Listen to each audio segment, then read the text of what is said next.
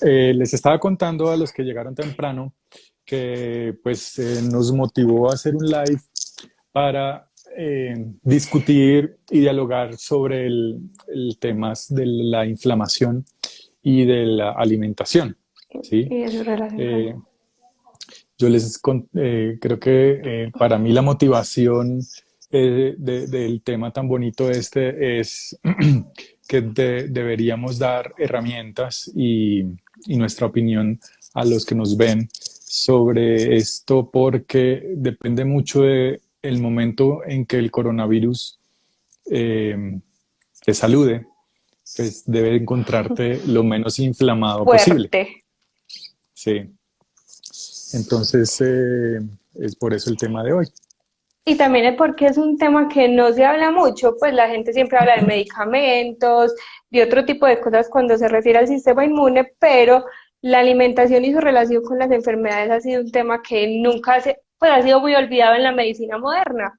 No estamos acostumbrados a ir al médico por una enfermedad X y salir con recomendaciones nutricionales y posiblemente el futuro de la medicina es hacia allá, no solamente como prevención, sino también como tratamiento. La alimentación juega un papel fundamental.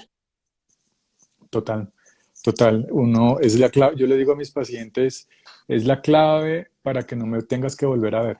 Sí, sí, el proceso que se hace en medicina funcional obviamente es buscar el origen de las enfermedades, de por qué el paciente se enfermó. Eh, a veces se utilizan suplementos para poder acelerar el proceso de sanación del paciente, pero la clave para que no tengan necesidad de tomar más nada adicional o no dependa del médico es que pues, aprenda a tener un estilo de vida y una salación, una alimentación súper buena. Sí, incluso es muy bonito porque a veces tú sin ponerle, bueno, le haces el proceso de medicina funcional como en la reparación de la pared intestinal y todo, pero solo cambiando la alimentación de los pacientes, hay muchos de los síntomas e incluso muchas de las enfermedades que se mejoran sin que uno tenga que intervenir con medicamentos. Mm, sí. Bueno, entonces, ¿te parece si, si empezamos con el tema, como lo tenemos Sí, diseñado?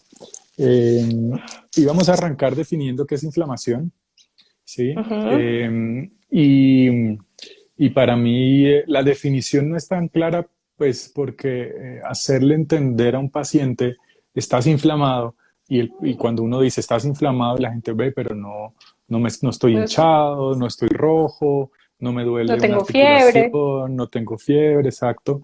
No es tan claro, ¿sí? ¿Tú cómo les explicas a los pacientes que cuando encuentran cómo es que están inflamados?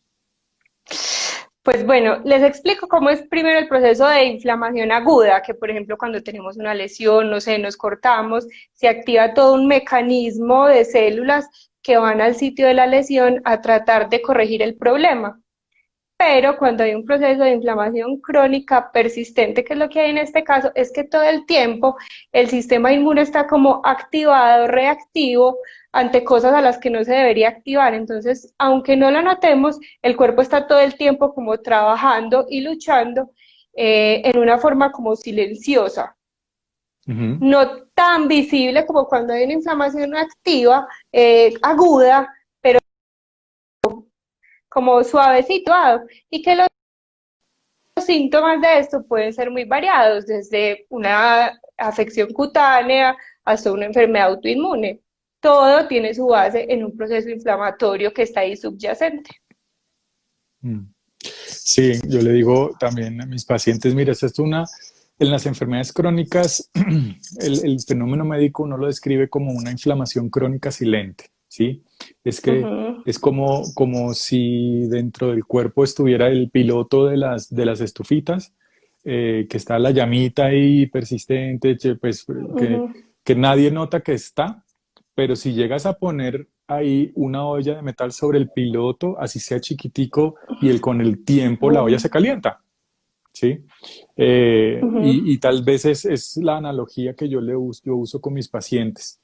Es importante, creo, también definirles cómo, cómo detectamos en medicina funcional la inflamación, ¿no?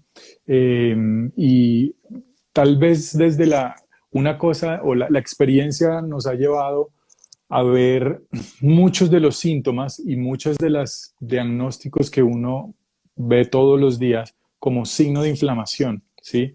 Ujú. Eh, Porque sabemos que un paciente diabético sí o sí está inflamado, un paciente Un con paciente migrañas, obeso. un paciente obeso sí o sí está inflamado, como que uno lo tenga que demostrar, o mejor dicho, uno lo puede demostrar con laboratorios, ¿sí? Ujú.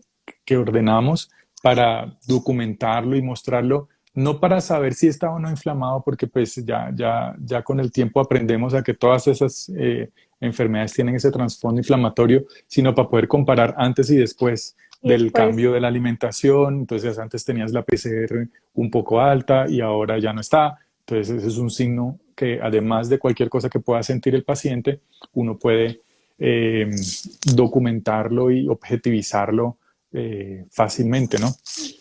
Um, ¿Cómo crees tú, María Paula, entonces, en cuanto a la inflamación que afecta eh, en otras enfermedades crónicas, aparte de las que ya mencionamos? ¿Recuerdas alguna otra?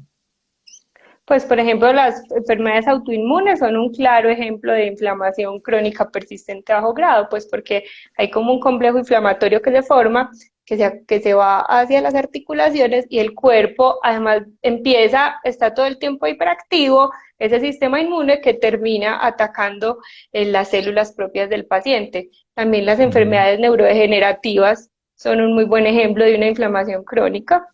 Mm. ¿Cuál más se te ocurre? Pues es que finalmente cuando el En el cáncer, intestino, cáncer, osteoporosis, hay casi que todas las enfermedades crónicas. Una osteoporosis es una inflamación crónica del hueso, aunque no duele, pero son las celulitas dentro del hueso que están alteradas y tienen ahí un componente inflamatorio. En el intestino tal vez es donde la gente más puede llevarse más lo nota. sorpresas. Sí, lo nota fácilmente cuando tiene síntomas, pero inclusive cuando siendo asintomático, o sea, que el paciente no refiera mayor cosa, puede haber también una inflamación persistente. Por ejemplo, alguien con migraña le puede ser por una inflamación en el intestino debido a una permeabilidad intestinal, ¿no? ¿Nos quieres hablar sobre la parte de la permeabilidad?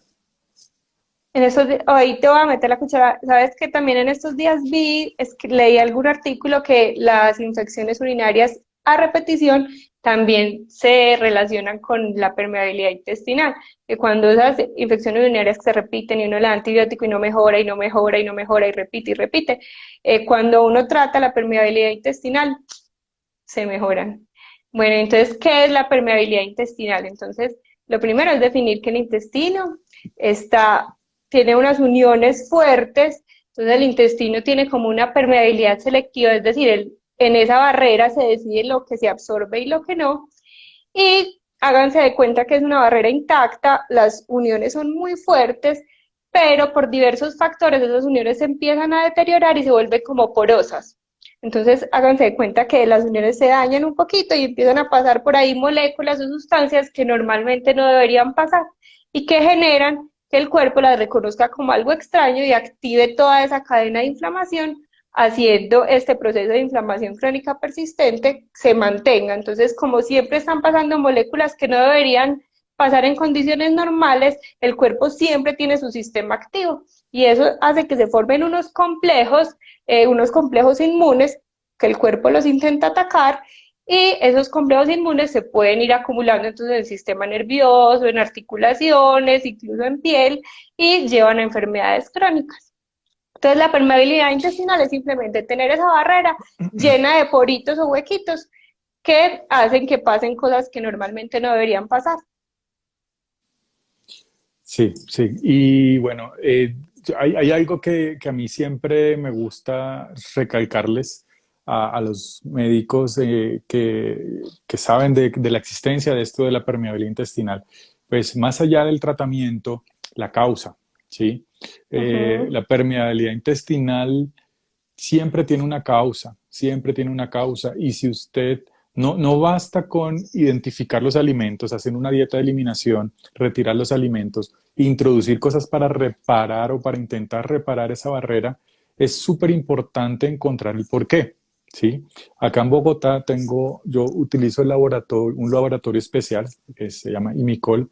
Margaret, que es la bacterióloga, pues para mí es una de las bacteriólogas más brillantes en esto de microbiología, doctorada y todo. Eh, y me he encontrado que casi que el 100% de mis pacientes con quien sospecho permeabilidad intestinal tienen algún microbio en el intestino, ¿sí? Ya sea un hongo o una bacteria mala o un parásito, eh, porque retirar eso, tratarlo, es importante para que el estímulo inflamatorio que llevó a la permeabilidad intestinal desaparezca, ¿sí? Entonces tú no Ujú. puedes tratar de reponer o tapar esos poritos o Huequitos. empañetar a la fuerza si la bacteria, el parásito, el hongo y ahora el virus puede estar ahí constantemente, va como Haciendo el a- daño. haciendo el daño y no permitiendo que el paciente cuando reintroduzca los alimentos tenga eso. Yo te quiero Javi, hacer una pregunta. espérame. Nos están diciendo que se está escuchando muy extraño. Porfa, nos ¿Tú me confirman si escuchas están bien o no? oyendo bien. Yo te escucho perfecto y te veo súper bien. ¿Tú me ves bien? Yo también, sí, Porque han puesto sí. varios mensajes. Que alguien nos confirme si se ve bien, porfa.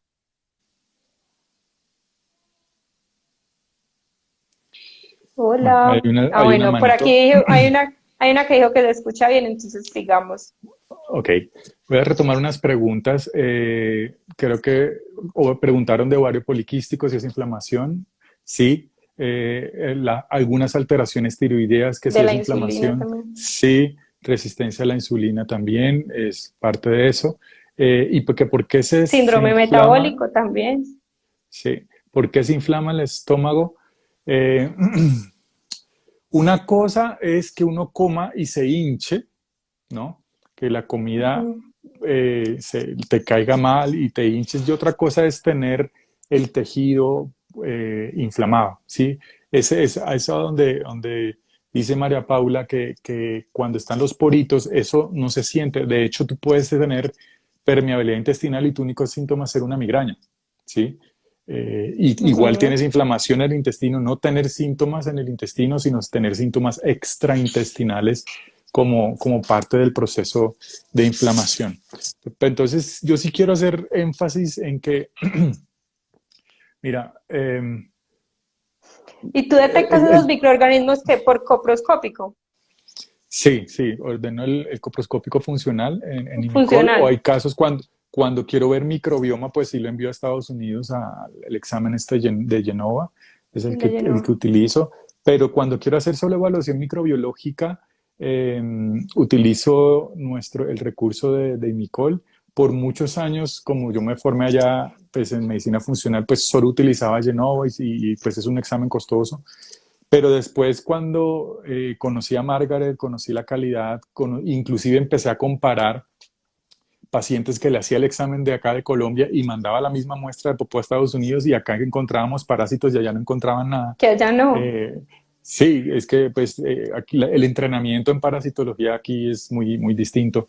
Entonces, sí, utilizo eso para mirar. Pero hay otros exámenes marcadores de inflamación. Por ahí estaban haciendo esa pregunta también. Para los colegas que nos están viendo, pues la BSG es un marcador de inflamación, la PCR es un marcador de inflamación, la ferritina es un marcador de La inflamación. ferritina.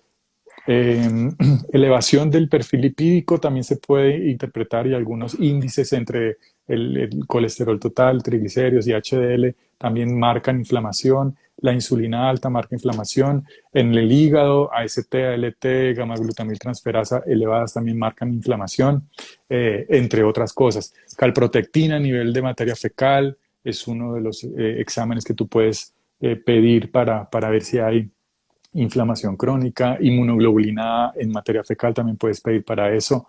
Sí, entonces, formas de Hay documentarlos hay marcadores múltiples. indirectos, eso. Sí, Y el tipo de enfermedad del paciente también, pues y su sintomatología, también como ya dijimos, la mayoría de enfermedades crónicas tienen en su base una inflamación crónica persistente que en la mayoría de los casos viene derivada de una permeabilidad intestinal. Bueno, yo sé que tienes unas preguntas por ahí guardadas para mí. ¿Qué tal si empezamos con Sí, las que seguimos? bueno, ¿cómo la inflamación o cómo esta permeabilidad intestinal se relaciona con la alimentación? Ay, ahí sí Pues se me tostó. sí, Ahí sí se tostó un momentico. ¿Me la, escuchaste bien? cómo la inflamación intestinal Esta se relaciona con la... inflamación, ajá, cómo esta permeabilidad intestinal que nos lleva a esa inflamación se relaciona con la alimentación. ¿O cuál es el papel de la Ok, alimentación en esto? ok, hay varias cosas. Vamos a puntualizarlas. Uno, pues el contenido de los alimentos es importante y ahí hay dos cosas, el exceso de sal y el exceso de azúcar. ¿Por qué? Porque el exceso de sal y el exceso de azúcar alimentan las bacterias que no son, ¿sí? Malas. Y Ujú. permiten que crezcan cosas que no está ahí, está uno. Dos, el gluten, que ahorita hablamos más profundamente al respecto. Eh, azúcar, el gluten, Lácteos, lácteos, la leche, lácteos, lácteos sirve para eso y grasas trans las también. grasas eh, trans.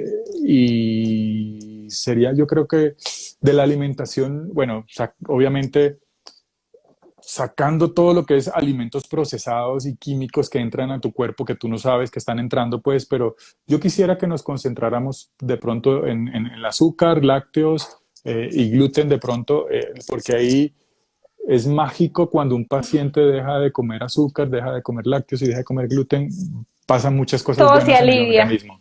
Mm, Bueno, sí. y bueno, entonces empecemos. Por ejemplo, el gluten. Como el gluten, y si es para todas las personas, pues sabemos que el gluten es la proteína del trigo que tiene un efecto directo sobre la permeabilidad intestinal, pero siempre está la duda de, ¿es a todos, solo los que tienen enfermedad celíaca, los que tienen sensibilidad no celíaca, o en general para todos el gluten es una proteína que influye en el desarrollo de la permeabilidad? Bueno, mira, el gluten, yo creo que hay de todo, ¿sí? Y voy a empezar por los antigluten, por los progluten, perdón. Y la pregunta más frecuente que recibo es, ¿por qué hace 30 años, hace 20 años que desayunaba pan todos los días no me caía mal? ¿Por qué Ujú, ahora después es la moda y por qué ahora dicen que el gluten es malo y nos criamos con gluten tú y yo? ¿Sí? ujú. Y la respuesta es que hoy no es el mismo gluten que teníamos hace 20, 30 años, ¿sí? Hace 20, 30 años en Colombia se cultivaba trigo, eh, trigo, digamos, de una manera mucho más artesanal y mucho más con menos químicos. Eh, ahora lo que pasa es que estas semillas de trigo las modifican genéticamente para Genéticamente. que, hola, hola, las modifican Chao, me genéticamente voy, me lo vas a comer. Chao. chao, para que resistan más Los plaguicidas. pesticidas. Exacto. Sí, es mero negocio. Si yo tengo una planta de trigo que me aguanta el Roundup, el glifosato, ¿sí? Para que no le caiga plaga, pues mi cultivo pues va a ser exitoso, exitoso en que va a crecer más rápido y no sé, no me lo va a comer Voy una a plaga. producir más. Sí, entonces esta Ujú, modificación genética de gluten, más que llega contaminado con estos químicos, hacen activación o ruptura de las uniones entre las células dentro del intestino. ¿Sí? La luz del intestinal, que ujú. deben estar todas así pegaditas, llega gluten con glifosato y ¡pum! Rompe estas uniones y activa lo que estábamos hablando de inflamación por permeabilidad intestinal. Ese es el Ujú. mecanismo y eso explica por qué también en otros países que no está permitido el uso de semillas transgénicas para que no le echen tanto pesticida, en esos países el problema de la sensibilidad al gluten es mucho menor. Y es lo que veo con mis pacientes que les detecto sensibilidad al gluten. acá en Colombia se comen una pasta, así sea la más cara en cualquier restaurante y les cae mal, van a Italia, a una trattoria, a la casa de una mamá de un barrio común, Artesanal. que hacen la cosa artesanal y en un país donde Monsanto está prohibido y que no existe ese tipo de cultivos transgénicos de trigo para hacer la pasta y comen la pasta y les cae bien. Les cae O sea, bien. no, perdón, no les cae mal, ¿sí? Entonces, eso explica el por qué. Es la combinación del pesticida más el cambio ya molecular y el exceso, ¿sí? Recuerdo que en mi infancia, pues prácticamente pan uno comía una vez al día. Ahora desayunamos, almorzamos, cenamos y metemos pan. Tú vas ahorita al mercado y ves la mitad del, del carrito lleno de gluten. Ves que el pan, cuando a mí me mandaban todas las noches a comprar el pan y la leche del desayuno del día siguiente y a los 2 días se dañaban. Si yo no se comía eso, uno solo compraba lo del día siguiente, por eso me tocaba ir todas las noches. Y En si uno cambio ahora no puede dejar ahora te toda la dura semana un afuera, pan no, pues un mes. blandito por meses, exacto. O sea, por meses el pan entre la marca sea más famosa, pues lo hacen y te dura blandito el pan, entre comillas, fresco, pues por mucho tiempo y así con muchos otros alimentos.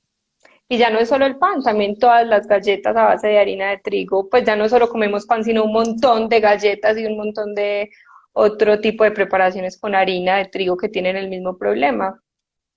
Sí. Y ahí para complementarte, esa misma modificación genética es lo que pasa con la soya. No es que la soya como tal sea dañina, sino que todas sus modificaciones genéticas han hecho que sea supremamente inflamatorio. Sí, sí, entonces ese camino transgénico, es esa industrialización de los alimentos lo que ha lastimosamente vuelto esto. Ahora, pues, es más barato un pan de estos, llamémoslos industriales, a un pan artesanal, pues entonces De masa madre. la economía cambia muchísimo. Y lo he visto mucho, mira, hay exámenes para determinar si uno es sensible a gluten. Una cosa es celíaco y en Colombia es muy infrecuente. Es muy infrecuente encontrar un paciente celíaco, es poco probable. Nosotros, como somos una mezcla de tantos genes y no predomina lo europeo, que es donde más penetrancia tienen estos genes, estas mutaciones de enfermedad celíaca, eso no lo vemos acá. Pero la cantidad de sensibilidad al gluten que yo he visto, yo le pondría a lo que llega a mi consulta demostrado, 30% de los pacientes tienen sensibilidad al gluten. Y ahí, una de las primeras recomendaciones que quiero hacer,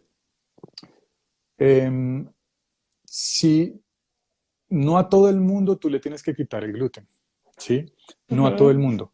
Pero hay enfermedades que ya está demostrado que el gluten es súper importante, súper impactante para ellas, ¿sí? Como factor proinflamatorio. La neurodegeneración. La neurodegeneración es una de ellas y las enfermedades autoinmunes es otra de ellas. Son dos poblaciones de pacientes que yo ni le hago examen, ¿sí? Yo les digo ya, mira, tienes que dejar de comer gluten, punto. Ay, doctor, que yo no estoy seguro, que no quiero hacer el sacrificio. Bueno, pagas el examen y te lo demuestro. Y casi siempre sale. Pero en alguna época a los hipertensos, a los diabéticos, a todo el mundo que llegaba a mi consultorio le hacía pruebas de sensibilidad al gluten y de la población general 30%, pero todos los autoinmunes y todos los de neurodegeneración, más del 90% me salía algún examen positivo para eso, ¿sí? Pero en general, ¿tú crees que de todas formas toda la población general deberíamos moderar el consumo de gluten, así no tengamos sensibilidad? Claro, claro. Por el tema de lo transgénico, los pesticidas sigue siendo una proteína muy inflamatoria, sí o sí, para todos. Todo en exceso es malo. Mira, yo me crié con pan, a mí me encantaba muchísimo el pan y yo no podía desayunar sin pan, ¿sí?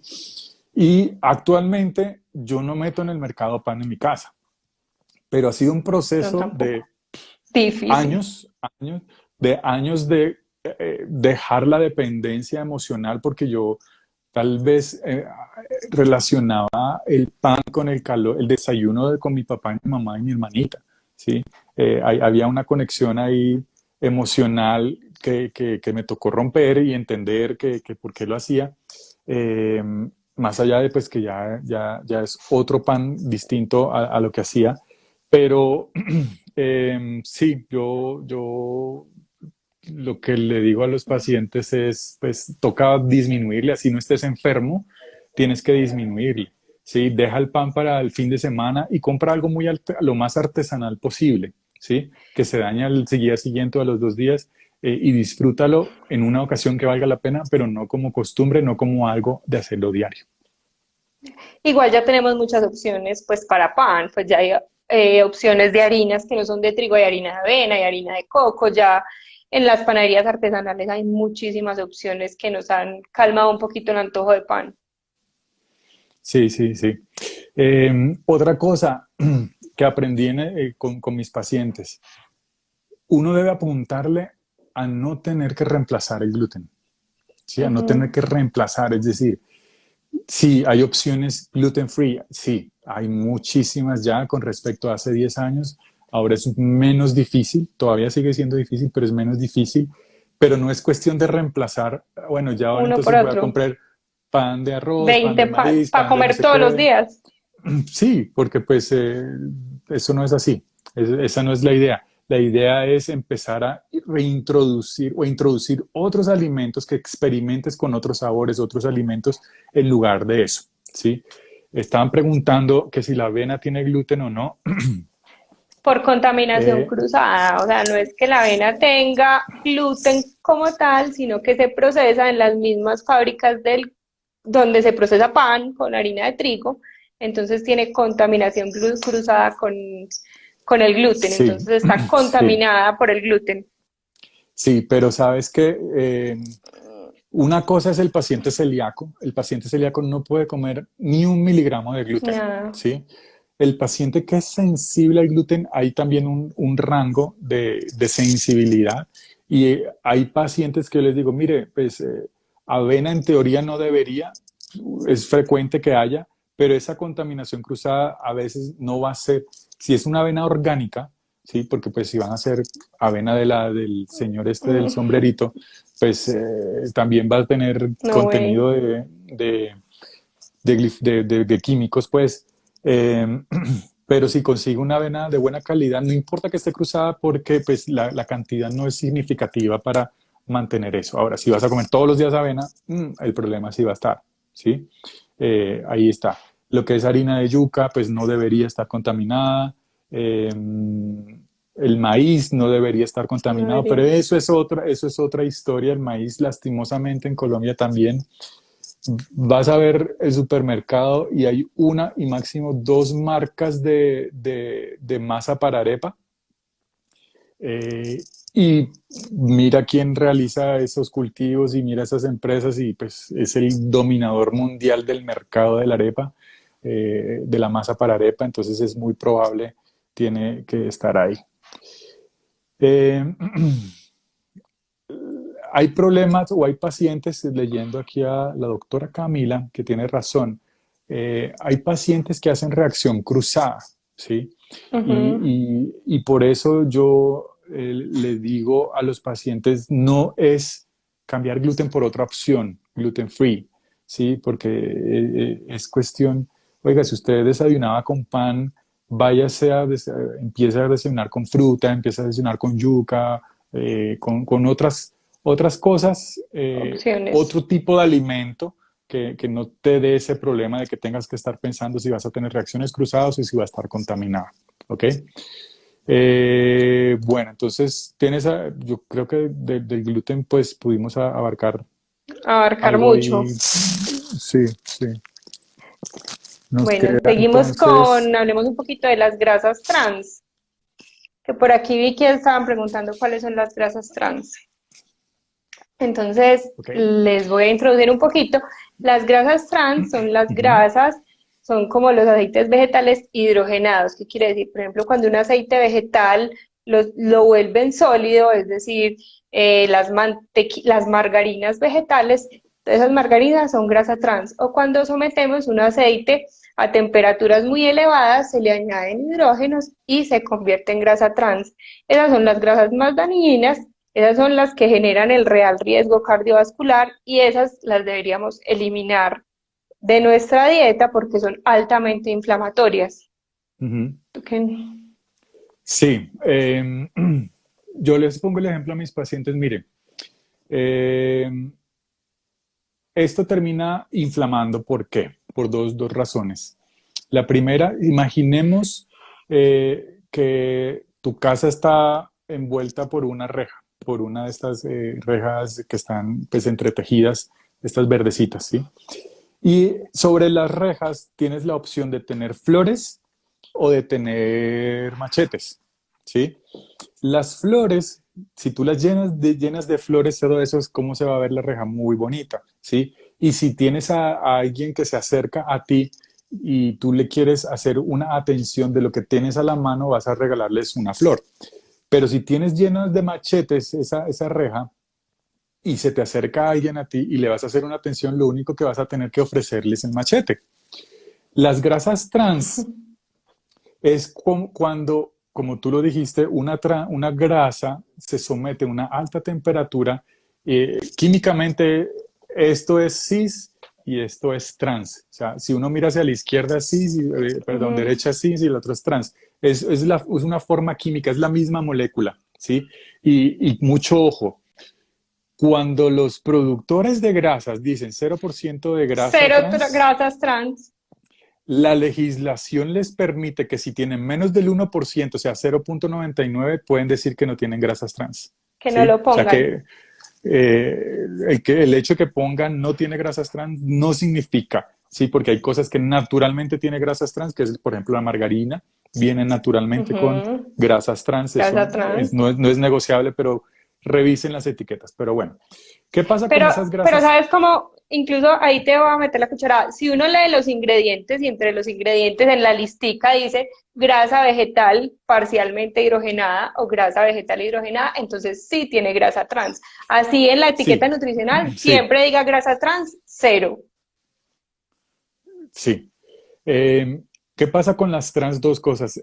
Si supongamos entonces, si yo entretejo estos machetes en esa reja, eh, yo la vuelvo muy rígida, si no la puedo mover. Si yo entretejo Ujú. solo rosas o florecitas, yo la puedo mover.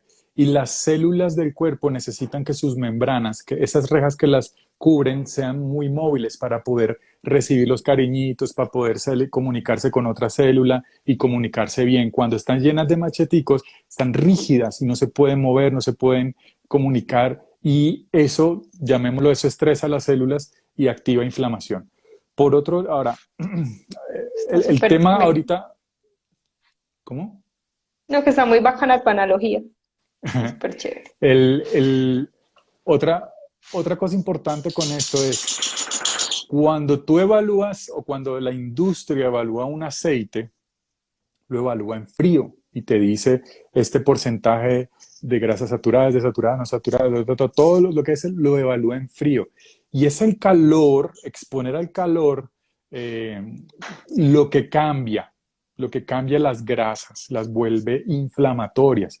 Y cualquier cosa casi que por encima de 160 grados centígrados, casi que cualquier aceite tiene el potencial de cambiar su forma y volverse trans. El problema con las grasas trans es que se quedan pegadas en la reja hasta que tú no traes otro camionado de rosas haciendo lo que yo llamo un cambio de aceite al cuerpo, ¿sí? Hasta que tú no llegas a, hacer, a ofrecer otra vez rosas, tú no puedes desmontar las grasas trans, ¿sí? Las células se quedan con eso eternamente a menos que tú le hagas un cambio de aceite y es dar omega 3 en dosis altas por varios meses, ¿sí?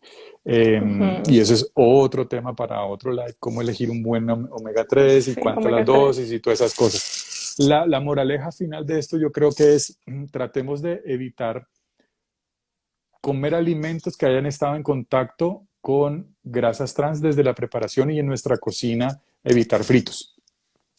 que el aceite Y de coco, evitar que el las aceite de margarinas. ajonjolí. Sí, margarina cero, o sea, es preferible Cero. mantequilla pura De a vaquita. eso. Y lo ideal es que fuera de esta forma el ghee. Ghee. Pero Clarificada. eh, hay que acostumbrar nuestros hábitos culinarios a que no fritemos, ¿sí? Ujú. Es lo más sencillo, porque vivir a punta de aceite de oliva o aceite de coco, aceite de ajonjolí o aceite de aguacate y utilizar todo eso, a la final si tú los expones a altas temperaturas, te los tiras, ¿sí? Los dañas, los vuelves trans. Entonces pagas cientos de miles de pesos por ese tipo de aceites de alta calidad y son buenísimos si te los comes fríos o si te los comes Crudos. a baja temperatura tienen cosas muy buenas, pero exponerlos a altas temperaturas los dañas, ¿sí? Entonces, ¿qué es la opción que está saliendo ahorita en el mercado? Los air fryers, Lo que ¿no? hablamos del air fryer, que igual estamos sometiendo la grasa a temperatura muy alta y por largos periodos de tiempo. Obviamente yo creo que es menos malo porque la cantidad de aceite es menor, pero sigue habiendo un componente que convierte esos aceites, así sea aceite de oliva extra virgen o aceite de coco, si lo vamos a someter a esa alta temperatura, igual se va a convertir en grasa trans. Entonces tampoco es que sea la panacea porque igual va a tener algún componente de grasa trans. Sí, lastimosamente, aunque por cantidad de aceite sí la diferencia es abismal, sí, Sí, obviamente es menos del 10%, pues si no es mucho menos la cantidad de aceite que termina haciéndose o pegándose, pero también el exceso de temperatura cambia la configuración de los alimentos dentro de la freidora. Entonces, la idea es utilizar la menor temperatura posible para que no se produzcan otras sustancias, como dice Cindy, gracias Cindy, la acrilamida, las que es acrilamidas. un químico que se produce cuando se queman las sustancias. Entonces, por favor, señores, no coman el quemadito de las comidas. ¿Sí? Si se quemó la arepita, les quitan el eso. Si quemó la carne, le quitan. Si se quemó el cosito, el, cualquier cosa quemada, eso es tóxico, eso no debería utilizarse. Entonces, ¿cómo se logra? Bajas temperaturas y estar como pendiente de que no se vayan a quemar las cosas. Listo. Bueno, ahora vamos para la joya de la corona. Bueno, no, bueno, hablemos entonces de el azúcar. ¿Por qué el azúcar es tan inflamatorio? Por varios motivos. El primero, porque alimenta lo que no debería alimentar en el intestino, cambia el microbiota. Las bacterias buenas que tenemos en el intestino, las buenas, no les gusta el azúcar. ¿A quién le gusta el azúcar? A los hongos. Acuérdense que cuando uno va a preparar vino, coge el machacado de las uvas, el jugo de uva, le echa hongos y le echan azúcar para que hagan el procesamiento, para que ¿Para crezca qué? la levadura, ¿sí? Hagan el proceso químico. Y lo mismo pasa en el organismo, los hongos crecen con azúcar. Y algunas bacterias malas o las bacterias que nos engordan o que inflaman, empiezan a seleccionar más rápido y empiezan a crecer más y opacan y le hacen bullying a las bacterias buenas. Entonces, por ese lado primero, o sea, es una comida muy selectiva para la gente que no debería crecer tu intestino, ¿sí? El azúcar cuando entra a la sangre, lo que el cuerpo tiene para que no se siga subiendo es producir insulina. ¿Sí? Si yo tengo mucho azúcar, el páncreas se esfuerza para producir insulina. El exceso de insulina que yo tengo que usar para mantener el azúcar raya por debajo de lo que debería, esa insulina en exceso es inflamatoria también. Inflamatoria. La insulina es una hormona proinflamatoria. Es peor el azúcar alta, Ujú. por eso el organismo prefiere subir la insulina, pues para que no se suba el azúcar, ¿sí? O sea, tengo que es muy claro, el azúcar alta es muy mala y es lo peor, pero la insulina alta también. Entonces, pasa eso, la inflamación se genera por la insulina y la insulina es una hormona que le dice a las células de grasa del organismo, hey, empiecen a guardar energía, en forma de en grasita y forma de grasa. empiezan las células grasosas o los adipocitos a crecer en Ah, tamaño, crecer. no en número, y ese crecimiento también empiezan a generar inflamación como una bola de nieve, ¿sí? Más que todo, Perdón, pues Javi, el azúcar, te voy a interrumpir un segundito que por aquí estaban diciendo que sí. los edulcorantes artificiales también son inflamatorios. Los edulcorantes artificiales también alteran ese microbioma normal, también afectan el equilibrio normal de entre las bacterias buenas y las bacterias malas, haciendo que predominen las bacterias no tan buenas pues, o malas en el intestino. Entonces también afecta el microbioma, por eso los edulcorantes no son la solución. Fíjense que Y no nos también hemos elevan la metido, insulina, además.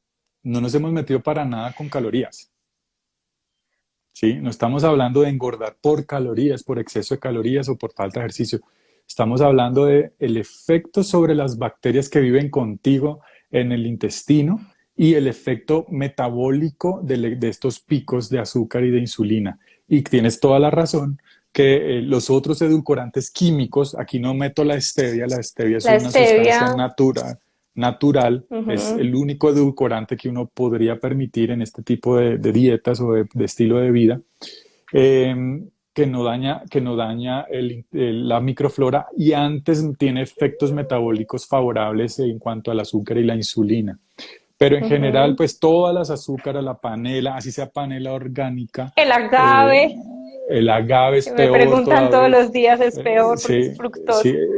es fructosa en gran cantidad. Ahí sí tiene mucho que ver la parte calórica. Eh, yo tengo, ¿sabes con qué mis dudas? Con la miel de abejas. Pero pura, No, porque la por eso. mayoría es.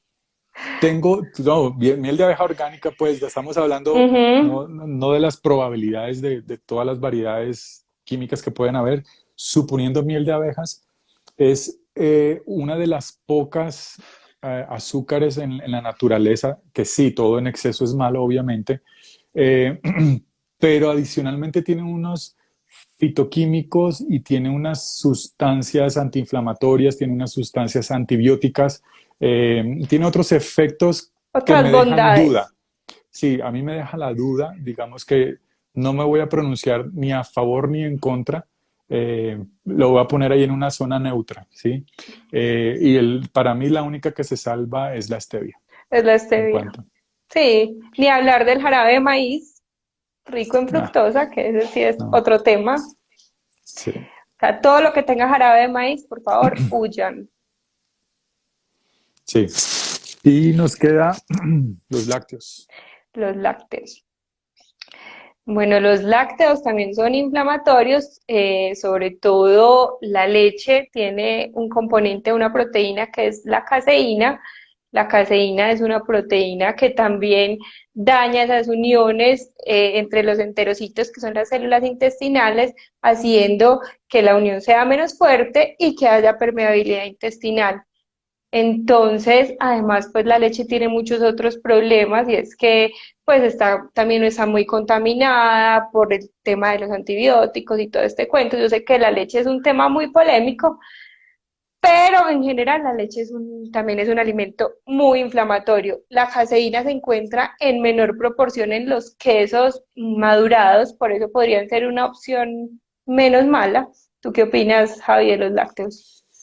A ver, ahí hay dos cosas importantes. Uno, hablar de leche, leche de vaca, ¿sí? Ujú. Una Bueno, sí, cosa leche de es vaca. la industrialización de la leche de vaca. Igual que el pan que Ujú. me tocaba comprar todas las noches, antes en Barranquilla, pues yo soy barranquillero, allá me tocaba ir a la tienda de la esquina de la casa a comprar la leche que la vendían en bolsas, sí, pero en bolsas de Ujú. plástico no larga vida como ahora, y se cortaba al día siguiente, sino uno no, así estuviera en la nevera, se cortaba la leche a los 2 días, ¿sí? Porque no tenían tantos estabilizantes ni químicos para preservarla por mucho tiempo. Ahora una bolsa de leche larga vida te dura 6 meses mínimo, pues una vida útil pues muy larga gracias a los procesos industrializados. ¿Que es estéril? Sí, sí, por eso es que no se daña porque matan las bacterias que hay ahí.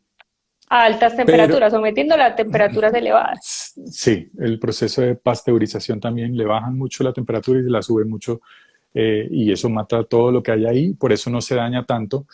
Pero ¿a qué costa? ¿Sí? A que estas vaquitas están, llamémosla, obligadas farmacológicamente, inyectándole hormonas más tiempo del que deberían estar dando leche.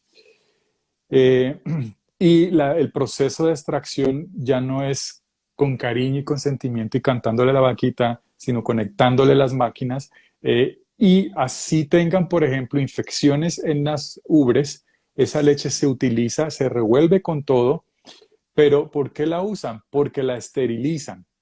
¿Esteriliza qué significa? Yo mato la bacteria, ¿sí? Pero el ADN de la bacteria sigue en la leche. Las membranas, ¿Qué hay? te me congelaste. Aló, No, ya, te me ya. congelaste un rato. El ADN de la bacteria sigue en la leche. El ADN de las bacterias malas, la membrana, lo que el sistema inmunológico de nosotros reconoce como algo extraño, sigue en la leche. Por lo tanto, la primera causa de inflamación viene por la presencia de material genético y de partículas bacterianas muertas, que el Ujú. sistema inmunológico las reconoce como si estuvieran Como vivas. algo extraño. Correcto, y eso genera inflamación. Segundo, en el paciente que tiene permeabilidad intestinal va a tener problemas con la caseína, no con la lactosa, con la caseína. Y en Ujú. el paciente que tiene permeabilidad intestinal, María Paula, uno no le puede dar 1 miligramo de caseína. ¿Aló? Hola, sí. No le puedes dar Me estás caseína congelando, pero te escucho. al paciente. Ujú. Entonces, cualquier proteína, inclusive la de cabra y de búfala, de cualquier otro animal que Que tenga tienen caseína, que menos, casi todos los que tienen menos, pero pero tienen todos menos, lo ¿cierto? tienen. Sí, sí, pero en el paciente, sobre todo, y digo yo, el autoinmune, que es de los pacientes que más me gustan tratar, Ujú. eh, son sensibles y desarrollan inflamación crónica por estar tomando caseína, no lactosa, caseína. Caseína es Acuérdate la que caseína. un pan de maíz sin gluten le echan leche, ¿sí? A menos Ujú. que sea, pues, que puedes echar leche de coco y otras leches vegetales, obviamente. Eso no, las leches vegetales no tienen caseína, las leches vegetales no aplican para lo que estamos hablando, eso es otro cuento aparte, ¿sí? Otro cuento. Esos son los dos mecanismos proinflamatorios más, además que te estás tragando la hormona que se tragó la vaquita, y el antibiótico que se tragó la vaquita, dañando tus bacterias buenas en el intestino, ¿sí? Ahora, si no estás enfermo, si tu paciente no, asumamos que está sano, 100% sano, y está de viaje y está en un hotel o está donde la suegra y le ofrecen leche, pues tómesela, mijo, porque va a hacerle más daño a su salud que su suegra le rechace la leche a la suegra que Sí. tomarse el vasito de leche. No va a pasar nada. Javi, ¿Sí? y los quesos en los pacientes que tienen permeabilidad intestinal. Ah, es difícil encontrar un buen queso. Los madurados son los menos malos, pero yo se los quito todos, sobre todo a los que tienen permeabilidad ya documentada Demostrado. o tienen una enfermedad neurodegenerativa o una enfermedad autoinmune. Nada, se los quito de malas, les toca, no les doy opción. Y sobre todo cuando cometen pecadillos, empiezan a sentir síntomas o reaparición de los síntomas y ellos mismos ya se dan cuenta que también les cae mal, ¿sí? Bueno, son las 7 y cincuenta y Bueno, tres. ya nos Se me van ha ido a... el tiempo volando. Estuvo súper chévere. Pero entonces hablemos un poquito de el manejo de la permeabilidad intestinal.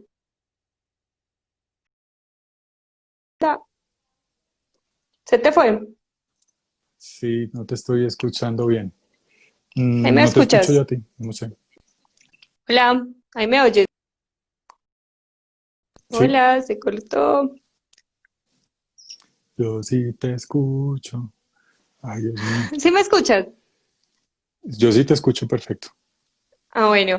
¿Qué entonces? ¿Por qué no hablamos un poquito de cómo se maneja o qué suplementos existen para mejorar el tema de la permeabilidad intestinal? Ok, rápidamente entonces, vuelvo e insisto, quitar el factor que está La haciendo la causa. permeabilidad. Ujú. Azúcar, gluten, lácteos, bacterias, bacterias, Microorganismos. hongos, parásitos, microorganismos, quitar todo eso. Ahora, para sanar Ujú. el intestino, la glutamina es el aminoácido que utilizan los enterocitos, las células del intestino para repararse. Es importante dar glutamina, es importante dar zinc, es ¿Ves? importante tener buenos niveles Vitamina de vitamina, B6. de vitamina D, también vitamina D.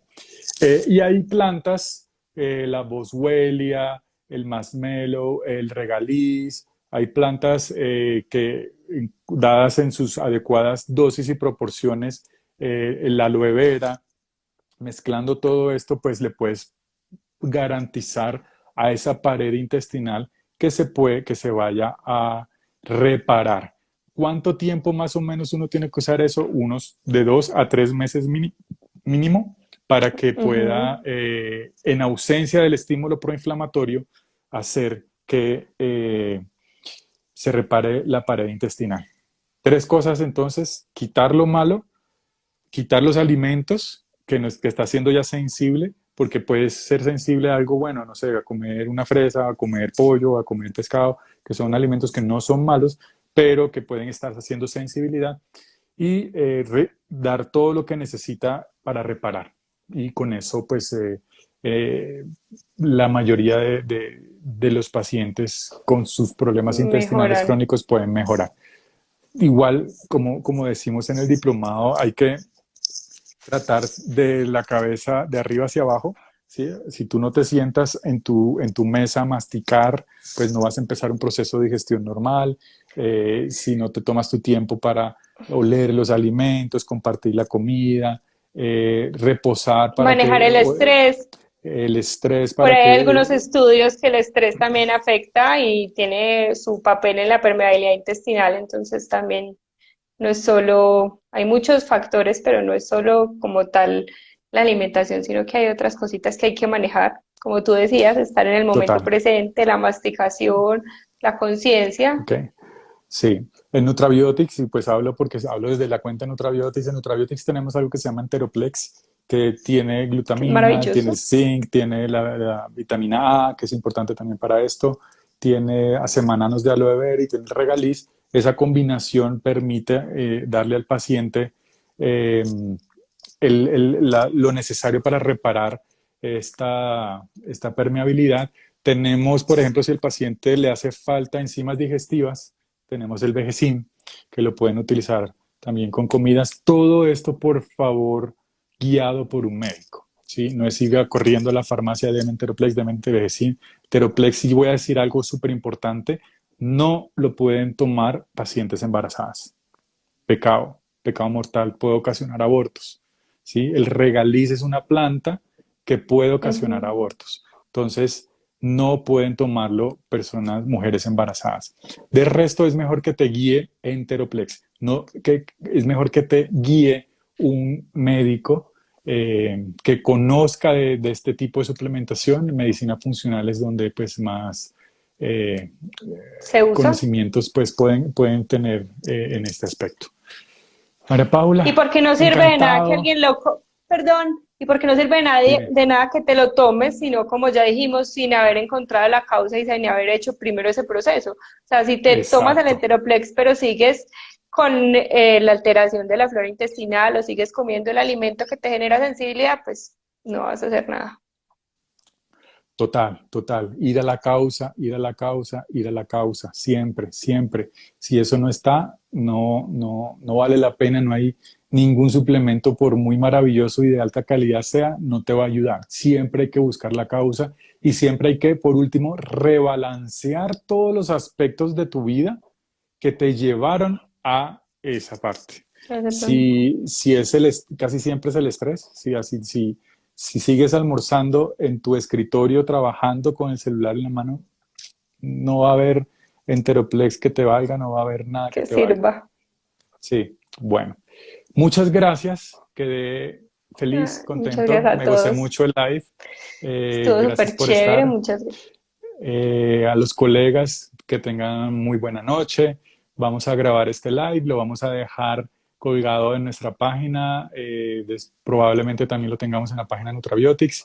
Eh, Gracias, Mara Paula, gracias por estar acá, gracias por aceptar la invitación. Eh, Ay, no, muchas gracias a ti. bueno, Estuvo súper chévere, me encantó. Muchas gracias a todos los que se conectaron. Yo también lo voy a tratar de poner en mi perfil si se deja guardar para que nos ok. quede ahí porque estuvo muy chévere. Muchas de las preguntas que me hacen los pacientes aquí quedaron con respuesta. Bueno, para mí, para los que no me conocen, mi cuenta es @médicofuncional. ¿Y tu cuenta cómo es, María DRA Paula? Paula Saldarriaga. Ok. Bueno, entonces, muchas gracias. Hasta luego. Chao, Un chao. Los abrazo quiero para mucho. todos. Que descansen. Chao. Y gracias.